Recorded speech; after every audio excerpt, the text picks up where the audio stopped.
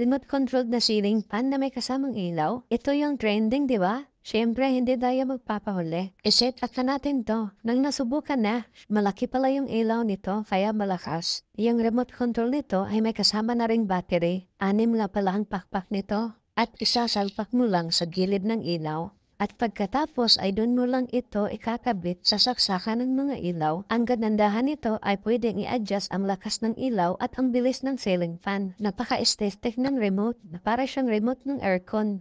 Ang battery nga pala nito ay AAA. At ito, tatanggalin natin ang luma at ipapalit natin itong bagong nag-trending na ilaw na may ceiling fan. Ganyan lang na para ka lang nagkabit ng ilaw. Malakas nga talaga yung ilaw niya at ng ceiling fan. I-on na natin. At yun, malakas nga talaga yung ilaw at saka ikot ng ceiling fan. Na pwede mo nga palang i-off ang ceiling fan ito habang nakabukas yung ilaw. At pwede rin naka-off yung ilaw at habang nakabukas yung ceiling fan. Na-adjust din ang lakas ng ilaw nito at ang lakas ng ceiling fan pwede rin ma-adjust. Na-adjust din ang kulay ng ilaw nito. Meron siyang warm, cool, at white.